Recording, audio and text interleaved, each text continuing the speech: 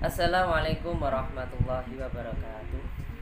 Berjumpa lagi kali ini pada pembelajaran pendidikan agama Islam kelas 11, terutama materi yang akan kita pelajari pada kesempatan kali ini sudah memasuki rumpun ilmu akidah. Maka ini adalah terkait dengan keimanan. Bab iman yang akan kita pelajari pada kesempatan ini adalah iman kepada kitab-kitab Allah.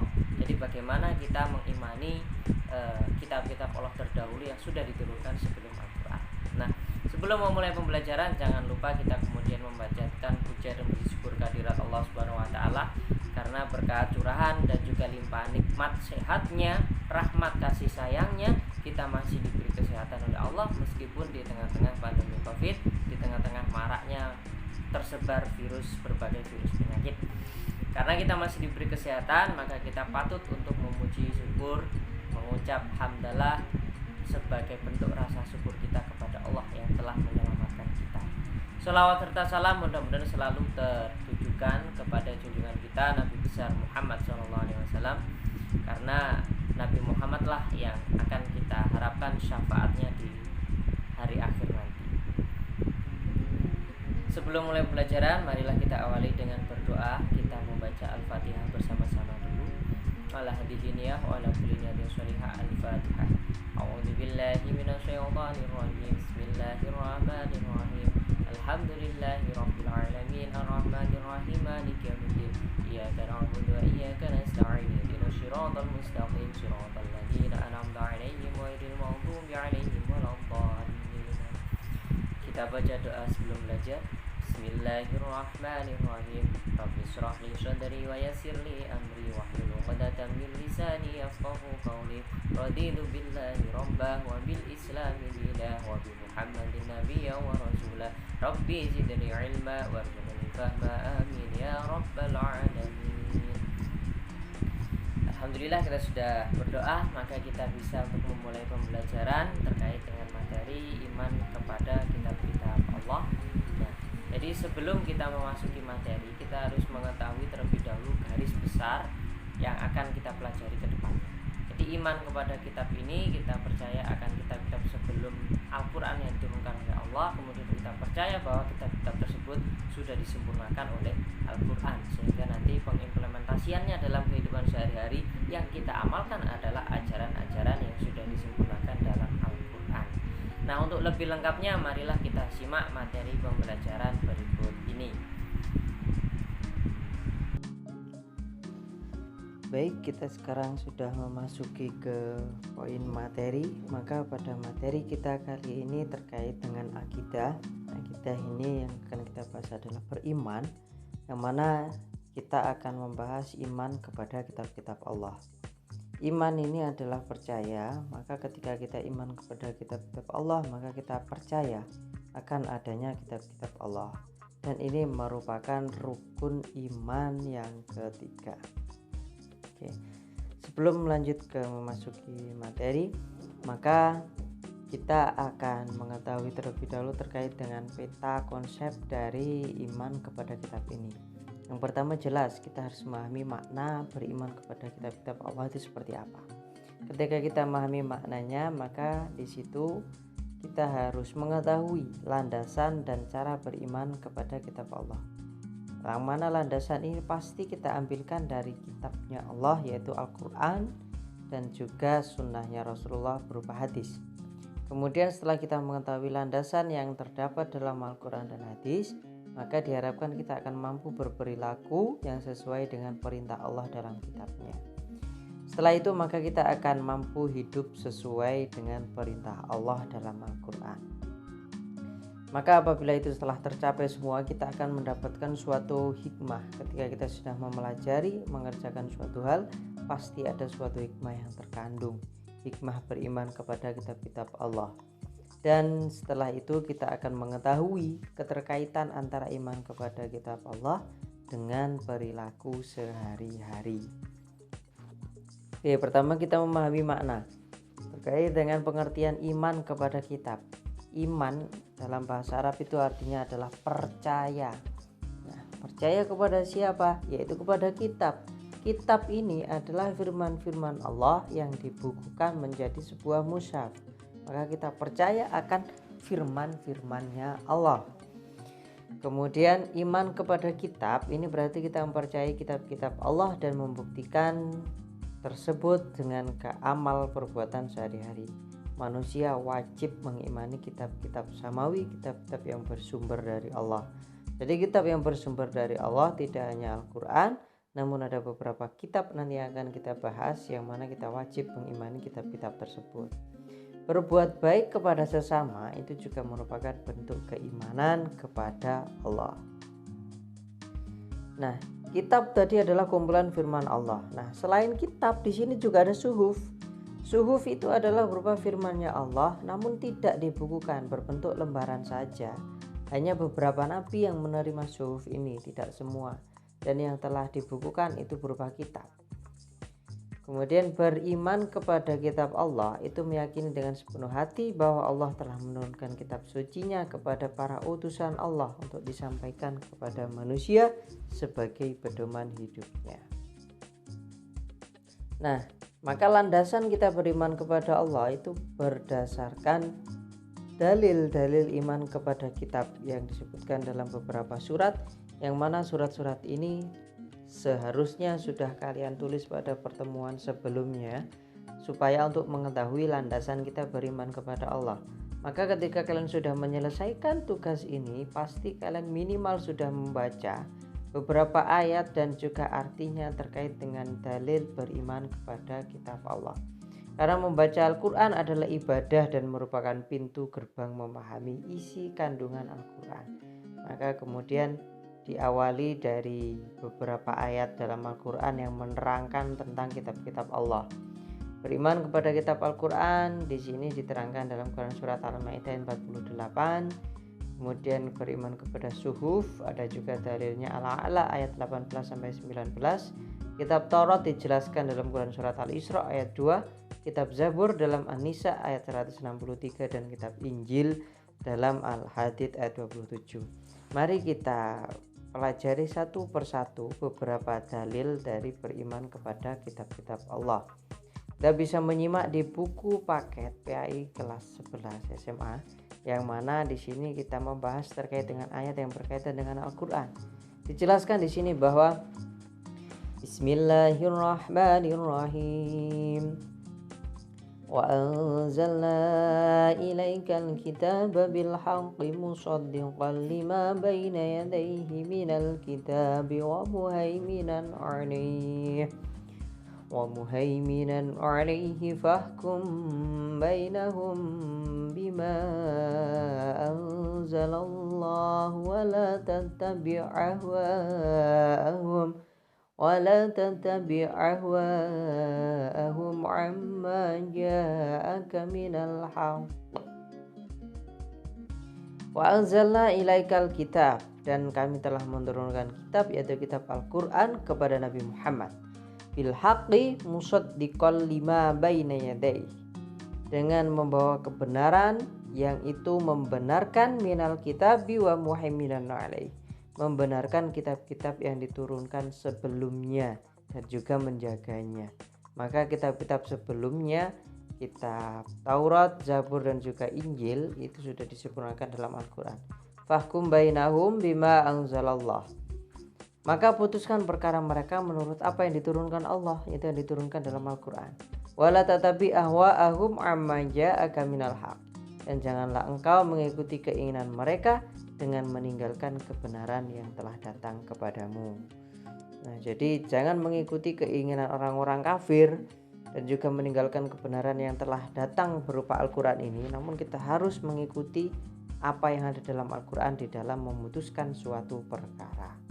Itu ayat tentang Al-Quran. Kemudian berikutnya ada juga ayat tentang suhuf. Jadi selain kitab-kitab tersebut di atas, Allah juga menurunkan wahyu kepada para nabinya berbentuk suhuf. Dalam Al-Quran disebutkan, Inna hadza lafis suhufil ula, sesungguhnya ini terdapat dalam kitab-kitab yang terdahulu, suhufi Ibrahim wa Musa, yaitu suhuf-suhuf atau berupa lembaran yang diturunkan kepada Nabi Ibrahim dan juga Nabi Musa. Nah, jadi ada juga selain kita, beberapa nabi juga mendapatkan lembaran-lembaran firman-Nya Allah yang disebut dengan suhuf. Ini ayat yang membahas tentang suhuf. Kemudian berikutnya ayat yang membahas terkait dengan kitab Taurat. Nah, kata Taurat ini berasal dari bahasa Ibrani, Torah atau instruksi. Nah, kemudian juga dijelaskan lagi dalam Quran surat Al-Isra ayat 2, wa ataina Musal kitaba, dan kami berikan kepada Musa, kepada Musa berupa kitab. Nah, kitab yang diturunkan kepada Nabi Musa ini adalah kitab Taurat. Wa ja'alnahu hudan li bani Israil, dan kami jadikan petunjuk bagi Bani Israel. Nah, kenapa yang disebutkan Bani Israel? Karena umatnya Nabi Musa di sini adalah orang-orang Bani Israel. Maka kitab Taurat ini diturunkan kepada Nabi Musa untuk menjadi petunjuk kepada umatnya. Jadi menjadi petunjuk umatnya bagi Bani Israel ini. Allah tattahidu min duni wakilah. Janganlah kamu mengambil pelindung selain aku. Nah, dalam Quran surat Al-Isra dijelaskan bahwa jangan mengambil pelindung selain Allah. Maka dalam kitab Taurat ini ajarannya juga bersumber ataupun Tuhannya yang disembah itu adalah Allah Subhanahu wa taala. Maka ini sebagai petunjuk untuk umatnya Nabi Musa, yaitu kaum Bani Israel. Kemudian lanjut dalam kitab Taurat ini ada beberapa ajaran yang mana yang terkenal dalam kitab Taurat ini ada 10 ajaran yang terkenal dengan 10 Commandments. Nah, apa saja 10 ajaran terdapat dalam hukum Taurat itu, dalam kitab Taurat itu? Yang pertama, ini mengajarkan bahwa tiada Tuhan selain Allah. Jadi yang disembah juga Allah. Jangan menyembah berhala, dilarang juga menyembah berhala. Jangan mempersekutukan Allah, artinya dilarang syirik. Tidak boleh menganggap ada Tuhan lain selain Allah. Sucikan hari Sabat, hari Sabtu. Jadi pada masanya Nabi Musa, hari Sabtu ini termasuk hari yang dimuliakan. Kalau sekarang mungkin hari Jumat yang menjadi hari paling mulia di antara hari-hari yang lain. Hormati kedua orang tuamu, jangan membunuh, jangan berzina, jangan mencuri, jangan bersumpah palsu atau bersaksi dusta, dan jangan pula menginginkan milik orang lain. Artinya beberapa ajaran ini, 10 ajaran ini telah ada semuanya dalam Al-Quran. Nah, jadi Al-Quran ini sebagai pelengkap, sebagai penyempurna dari kitab-kitab terdahulu. Penyempurna dalam artian di sini dalam Taurat disebutkan sucikan hari Sabtu. Namun itu berlaku ketika zamannya Nabi Musa. Dalam Al-Quran disempurnakan bahwa tidak ada ajaran yang menyucikan hari Sabtu. Namun dalam Al-Quran dijelaskan bahwa hari yang paling mulia bagi umat Islam adalah hari Jumat. Kemudian lanjut ke kitab yang kedua, tadi kita berlandaskan kepada ayatnya, yaitu Quran surat An-Nisa ayat 163. Maka di sini dijelaskan pula bahwa terkait dengan kitab Zabur. Bismillahirrahmanirrahim. Inna auhayna ilaika kama auhayna ila Nuhi wan nabiyyina min ba'dih. Wa auhayna ila Ibrahim wa Ismail wa Ishaq wa Yaqub wal asbat wa Isa wa Ayyub wa Yunus wa Harun wa Sulaiman wa atayna Dawud zabura. Sesungguhnya kami mewahyukan kepadamu Nabi Muhammad sebagaimana kami telah mewahyukan kepada Nuh dan nabi-nabi setelahnya, dan kami telah mewahyukan pula kepada Nabi Ibrahim, Nabi Ismail, Ishak, Yakub dan anak cucunya, Isa, Ayub, Yunus, Harun dan Sulaiman. Semua nabi-nabi di sini disebutkan dalam Quran surat An-Nisa, yang mana nabi-nabi itu sudah diwahyukan oleh Allah, sudah diberi firman-Nya Allah, diwahyukan melalui malaikat penyampai wahyu yaitu malaikat Jibril. Yang mana di sini dijelaskan bahwa nabi-nabi terdahulu sebelum Nabi Muhammad juga diberi wahyu, diberi firman-firman oleh Allah. Dan juga diterangkan bahwa wa ataina Dawud zabur. dan kami telah memberikan kitab Zabur kepada Nabi Daud. Nah, dijelaskan kitab Zabur, kitab yang kedua yang wajib kita imani, ini diturunkan kepada Nabi Daud. Dan dalam kitab ini ada 150 surah dalam kitab Zabur yang tidak mengandung hukum-hukum, tetapi hanya berisi nasihat-nasihat, berisi hikmah, pujian, dan juga sanjungan kepada Allah. Nah, secara garis besar ada nyanyian-nyanyian yang disenandungkan oleh Nabi Daud dalam kitab Zabur yang terdiri dari 5 macam. Yang pertama yaitu nyanyian untuk memuji Tuhan, nyanyian perseorangan sebagai ucapan rasa syukur. Ratapan-ratapan jamaah ini adalah doa-doa para jamaah. Ratapan dan doa individu, kita berdoa sebagai perseorangan bukan lagi sebagai jamaah. Dan yang kelima adalah nyanyian untuk para raja. Ini ayat-ayat ataupun nyanyian-nyanyian yang ada dalam kitab Zabur. Yang pasti ini juga sudah disempurnakan oleh Al-Quran. Nyanyian-nyanyian untuk memuji Tuhan itu ada sendiri. Kemudian doa kita, beberapa doa itu juga tercantum dalam Al-Quran. Namun nyanyian untuk raja ini dalam Al-Quran disempurnakan, yang mana perintahnya dalam Al-Quran tidak memberikan nyanyian untuk seorang raja atau untuk seorang pemimpin, namun wajib taatnya kita kepada seorang pemimpin. Ya ayyuhalladzina amanu atiullaha wa atiur rasul wa ulil amri minkum. Jadi taatlah kalian kepada Allah, kepada Rasul, dan juga pemimpin.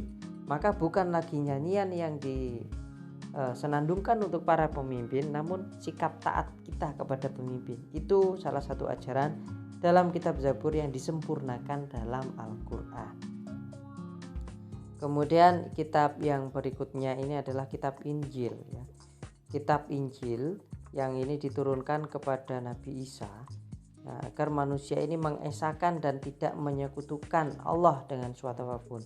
Dan dalam kitab Injil ini terdapat pula keterangan bahwa akan lahir Nabi yang terakhir yang disebut dengan Ahmad atau Nabi Muhammad itu.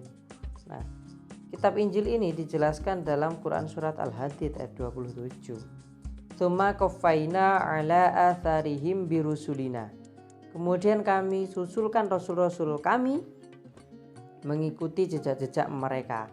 Wa qaffayna bi Isa bin Maryam wa atainahul Injil.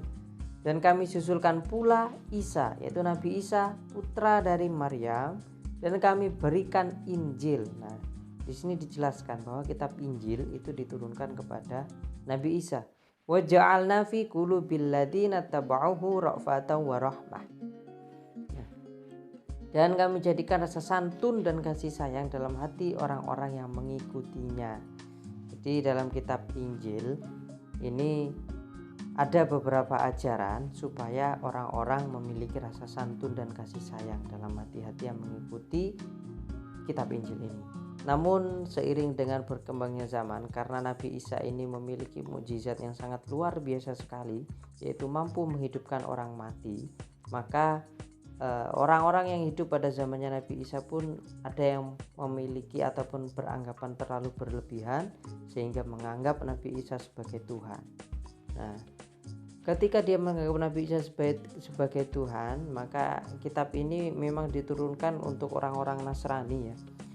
Jadi yang dibuat pegangan oleh orang-orang Nasrani kitabnya adalah kitab Injil.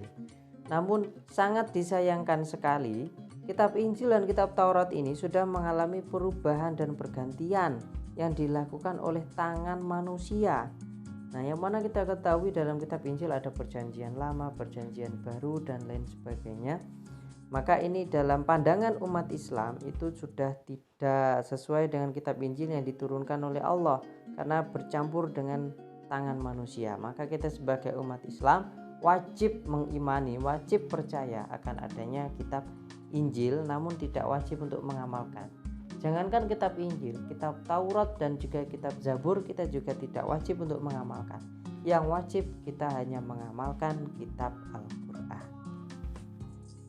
Jadi itu beberapa dalil-dalil terkait dengan iman kepada kitab-kitab Allah. Nah, macam-macam kitab Allah secara garis besar. Di sini kitab Taurat tadi diturunkan kepada Nabi Musa.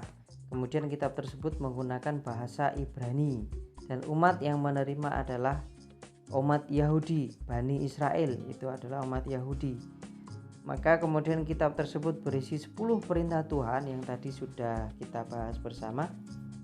Tempat diterimanya ini adalah di Bukit Tursina. Dan kitab ini berlaku abad ke-12 sebelum Masehi. Kitab yang kedua adalah kitab Zabur. Ini diturunkan kepada Nabi Daud. Bahasa yang digunakan adalah bahasa Kipti. Umat yang menerima juga umat Yahudi karena memang keturunan Nabi itu berasal dari kaum Bani Israel. Kecuali Nabi Muhammad yang garis keturunannya sambung ke Nabi Ismail, bukan dari keturunannya Nabi Ishak yang itu notabene adalah Bani Israel. Kemudian kitab Zabur ini berisi tentang zikir, nasihat, hikmah, dan tidak mengandung syariat. Terdiri dari 5 macam nyanyian rohani yang tadi sudah kita sebutkan. Dan Nabi Daud ini adalah meneruskan syariat yang pernah dibawa oleh Nabi Musa. Tempat diturunkan kitab Zabur ini di Yerusalem dan berlaku sejak abad 10 sebelum Masehi. Kitab yang ketiga yang diturunkan Allah adalah kitab Injil. Ini diturunkan kepada Nabi Isa dan menggunakan bahasa yang digunakan adalah bahasa Suryani, yang mana diisi kitab ini memuat keterangan-keterangan yang benar dan nyata, perintah untuk mengesahkan Allah dan tidak menyekutukannya. Dalam kitab Injil disebutkan pula akan lahir Nabi yang terakhir yang bernama Ahmad atau Nabi Muhammad. Ini diturunkan di Yerusalem dan berlaku sejak 1 Masehi sampai 610 Masehi. Kitab terakhir yang diturunkan oleh Allah yang merupakan kitab paling agung itu adalah kitab Al-Quran. Diturunkan kepada Nabi Muhammad dengan menggunakan bahasa Arab, yang mana isi kitabnya di sini menyangkut terkait dengan akidah, keimanan, ibadah, akhlak, muamalah, itu adalah hubungan sehari-hari, munakahat, jinayah, siasah, kisah, sejarah kisah-kisah Nabi dan juga sejarah-sejarah Islam. Ada beberapa yang disebutkan dalam Al-Quran. Hubungan internasional dan juga ilmu pengetahuan itu ada dalam isi kitab Al-Quran. Tempat turunnya kitab Al-Quran 13 tahun di Mekah dan 10 tahun di Madinah. Maka ada sebutan surat Makkiyah dan juga surat Madaniyah. Surat Makkiyah adalah surat yang turun di Mekah, surat Madaniyah adalah surat yang turun di kota Madinah. Dan ini berlaku sejak 610 Masehi sampai hari kiamat nantinya. Al-Quran ini memiliki beberapa nama lain, yang mana ini sesuai dengan fungsinya Al-Quran. Yang pertama Al-Huda, Al-Quran sebagai petunjuk untuk seluruh umat manusia. Kemudian Al-Furqan, mana Al-Quran ini sebagai pembeda antara yang baik dan yang buruk. Kemudian Asy-Syifa, Al-Quran ini sebagai obat penenang hati, obat penawar. Jadi ketika orang yang hatinya galau, gundah, gelisah, ketika dibuat membaca Al-Quran dan fokus satu titik ke dalam Al-Quran tersebut, fokus kepada Allah, maka ini Al-Quran sebagai penawar, obat penenang hati. Kemudian Az-Zikr, artinya Al-Quran ini sebagai peringatan akan adanya ancaman dan balasan. Karena di Al-Quran dijelaskan pula ancaman-ancaman datangnya hari kiamat, kondisinya seperti apa, dan juga balasan-balasan amal perbuatan kita, balasannya nanti seperti apa. Kemudian nama lain yang berikutnya adalah Alkitab, karena Al-Quran ini adalah firman Allah yang dibukukan. Buku dalam bahasa Arab itu artinya adalah kitab. Maka firmannya Allah, perkataannya Allah, firmannya Allah itu dibukukan, maka Al-Quran pula juga disebut dengan Alkitab. Al-Quran ini adalah kitab yang memiliki beberapa keistimewaan berbeda dengan ketiga kitab sebelumnya. Karena Al-Quran ini sebagai kitab yang paling sempurna, yang sebagai pedoman umat Islam sampai hari kiamat. Keistimewaan Al-Quran yang pertama adalah sebagai petunjuk dan rahmat bagi orang-orang yang beriman dan juga bertakwa. Kemudian sebagai informasi kepada setiap umat bahwa Nabi dan Rasul terdahulu mempunyai syariat atau aturan dan caranya masing-masing dalam menyembah Allah. Karena dalam Al-Quran juga disebutkan 3 kitab yang turun sebelum Al-Quran. Maka di sini Al-Quran juga sebagai informasi bahwa nabi-nabi terdahulu juga diberi petunjuk dan mereka memiliki aturan tersendiri, cara masing-masing untuk menyembah Allah. Al-Quran ini sebagai kitab suci terakhir dan juga terjamin keasliannya. Jadi tidak akan ada manusia yang mampu mengubah originalitas dari Al-Quran. Siapapun yang merubah isi Al-Quran, pasti orang tersebut akan mendapatkan azab dari Allah SWT. Al-Quran tidak dapat tertandingi oleh ide-ide manusia yang ingin menyimpangkannya. Ide manusia hanya mampu mengungkapkan kebenaran dari Al-Quran, namun tidak mampu menandingi isi dari Al-Quran. Kemudian membaca dan mempelajari isi Al-Quran ini merupakan ibadah, maka sudah terhitung nilai pahala tersendiri. Nah, berikutnya terkait dengan cara beriman kepada kitab-kitab Allah. Nah, yang pertama kita harus meyakini kebenaran kitab, isi dari kitab suci itu kita harus meyakini kebenarannya, terutama Al-Quran. Kemudian tidak membeda-bedakan antara kitab suci satu dengan kitab suci lainnya, karena jelas ada beberapa perbedaan. Yang penting kita harus meyakini, harus iman saja, percaya saja akan adanya kitab-kitab terdahulu itu. Namun terkait dengan ajaran di dalamnya, yang perlu kita pelajari dan kita amalkan itu hanyalah isi dari kitab Al-Quran. Menaati isi kitab suci dalam kehidupan sehari-hari. Nah, jadi kita menaati isi dari kitab Al-Quran, kemudian kita implementasikan dalam kehidupan sehari-hari. Hikmah beriman, ketika kita sudah beriman kepada kitab-kitab Allah, maka kita akan memperoleh beberapa hikmahnya. Pertama, hidup ini akan teratur, tertib dan damai karena mengikuti petunjuk sesuai dengan petunjuknya Allah. Dapat meraih keselamatan hidup di dunia dan akhirat, karena di Al-Quran sudah dijelaskan orang yang ingin selamat di dunia dan juga akhirat maka harus berbuat ini dan meninggalkan itu, bertakwa, menjalankan perintah Allah dan menjauhi larangannya.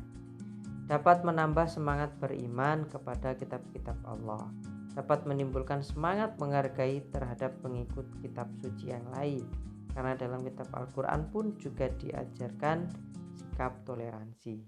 Dan kita akan menghargai ketika kita tahu bahwa Allah telah menurunkan 3 kitab terdahulu selain Al-Quran, maka kita akan menghargai itu. Kemudian perilaku yang mencerminkan beriman kepada kitab Allah. Kalau kita beriman kepada Allah, bisa kita lihat dari perilaku-perilaku kita dalam kehidupan sehari-hari. Orang tersebut apabila percaya akan adanya kitab Allah, maka dia akan menjadi gemar membaca dan mengamalkan Al-Quran. Gemar baca Al-Quran, mengamalkan isi kandungan dari Al-Quran, itu adalah perilaku yang mencerminkan sikap beriman kepada kitab Allah. Kemudian gemar mendakwahkan isi kitab suci kepada manusia lain, amar ma'ruf nahi mungkar, saling mengingatkan, mengajak kepada kebaikan dan mencegah kepada keburukan. Itu adalah ciri-ciri orang yang telah beriman kepada kitab Allah. Nah, kaitannya dengan perilaku sehari-hari sebagai pelajar. Nah, masuk kelas tepat waktu, sebagaimana firman-Nya Allah, as-sholatu ala waktiha. Sholat saja tepat waktu. Kalau misalnya sholat kita tepat waktu, pasti dalam hal-hal lain kita akan bisa menerapkan tepat waktu. Namun ketika sholat saja tidak tepat waktu, maka kita akan sulit menunjukkan dalam kehidupan sehari-hari. Mengikuti pelajaran dengan baik, berpakaian sesuai tata tertib sekolah, karena kita harus taat kepada pemimpin. Mendengarkan keterangan guru, aktif dalam proses belajar, mengerjakan tugas tepat waktu, ini sebagai sikap tanggung jawab kita. Karena dalam Al-Quran pun dijelaskan bagaimana kita nanti akan dipertanggungjawabkan segala amal perbuatan kita. Maka dengan mengerjakan tugas ini adalah proses ataupun cerminan sikap tanggung jawab kita. Sopan, santun, dan hormat kepada guru. Kaitannya dalam kehidupan sehari-hari sebagai seorang anak dalam keluarga ya. Maka rajin membantu orang tua, karena di Al-Quran juga dijelaskan kita dilarang berkata saja tidak boleh. Wala taqul lahuma ufin, janganlah kalian sekali-kali berkata kepada kedua orang tua. Berkata saja tidak boleh, apalagi kita menentang. Maka hormat dan patuh kepada orang tua ini juga dijelaskan dalam Al-Quran, yang pasti ditunjukkan dengan sikap rajin membantu orang tua. hormat, sopan dan santun terhadap orang tua, mendengarkan dan melakukan nasihat orang tua, serta menyenangkan orang tua. Nah, kaitannya sebagai hamba Allah, maka ketika beriman kepada kitab Allah, dalam kehidupan sehari-harinya pasti kita akan melakukan sholat 5 waktu, gemar membaca Al-Quran, dan rajin mengikuti kajian-kajian Islam. Oke, terima kasih. Jadi itu paparan materi terkait dengan iman kepada kitab-kitab Allah. Mudah-mudahan kita sebagai salah satu seorang hamba yang mendapatkan syafaat dari Nabi Muhammad, yang mendapatkan cahaya sinar dari sikap iman kita kepada kitab-kitab Allah Subhanahu wa taala. Terutama kita mendapatkan pertolongan dari kitab Al-Quran apabila kita rutin membacanya dan kita gemar mengamalkan isi dari Al-Quran. Nah, jadi itu tadi pemaparan materi terkait dengan iman kepada kitab-kitab Allah, di mana di sini dapat kita tarik kesimpulan, dapat kita ambil kesimpulan bahwa ajaran-ajaran Nabi terdahulu itu memiliki syariat masing-masing yang berbeda-beda terkait dengan caranya menyembah Allah. Nah, dan itu juga sudah dijelaskan dalam Al-Quran. Ya, terkait dengan kitab Taurat diturunkan kepada Nabi Musa, ada ayatnya. Kitab Zabur diturunkan kepada Nabi Daud, ada ayatnya. Kitab Injil diturunkan kepada Nabi Isa, juga ada ayatnya. Termasuk suhuf yang masih berupa lembaran, itu juga ada ayatnya yang sudah diterangkan dari dalil-dalil yang telah kita bahas tadi.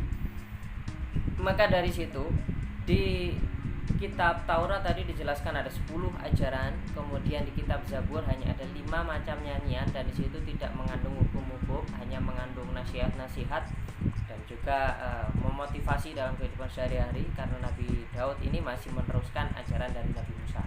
Dalam kitab Injil pun di situ diterangkan bahwa kita tidak boleh menyekutukan Allah, ajarannya mengesahkan Allah, dan disebutkan bahwa akan ada nabi terakhir nanti yang bernama Ahmad atau Nabi Muhammad. Dalam Al-Quran juga di situ sudah lengkap. Al-Quran ini adalah kitab yang universal, kitab yang menyempurnakan kitab-kitab terdahulu. Itu sebagaimana yang disampaikan berdasarkan dalil Al-Quran yang sudah kita bahas tadi. Nah, dan Al-Quran ini memiliki beberapa nama lain ya. Tadi ada banyak sekali nama lain, salah satunya adalah Al-Huda, yang mana Al-Quran ini adalah sebagai petunjuk untuk umatnya. Nah, dan Al-Quran ini terjaga, memiliki beberapa keistimewaan, salah satunya terjaga keasliannya hingga hari akhir, dan tidak ada ide manusia satupun yang mampu menandingi firman-firmannya Allah dalam Al-Quran tersebut. Nah, harapannya setelah kita mempelajari iman kepada kitab-kitab Allah, mudah-mudahan kita mampu menerapkan perilaku-perilaku mulia dalam kehidupan sehari-hari, termasuk perilaku hormat kita kepada orang tua, rajin membantu dan sebagainya. Kemudian perilaku kita sebagai pelajar, yaitu dengan sering ataupun disiplin ketika mengikuti pembelajaran, sopan santun kepada guru, tepat waktu ketika mengumpulkan tugas, dan juga mendengarkan ketika guru memberikan suatu materi. Nah, dalam kehidupan peribadatan kita dengan beriman kepada kitab ini, diharapkan kita akan lebih gemar lagi membaca Al-Quran, lebih rajin lagi membaca Al-Quran, supaya amal ibadah kita juga lebih banyak lagi di hadapan Allah Subhanahu wa taala. Mungkin itu yang dapat saya sampaikan, mudah-mudahan dapat kita ambil manfaatnya dan menjadi keberkahan bagi kita semua, sehingga bernilai ibadah dicatat oleh amal ibadah oleh Allah Subhanahu wa taala. Amin amin ya rabbal alamin. Kita tutup pembelajaran kali ini dengan hamdalah bersama alhamdulillahirabbil alamin. Sekian dari saya, kurang lebihnya mohon maaf. Wallahul muwaffiq ila aqwamit thoriq. Assalamualaikum warahmatullahi wabarakatuh.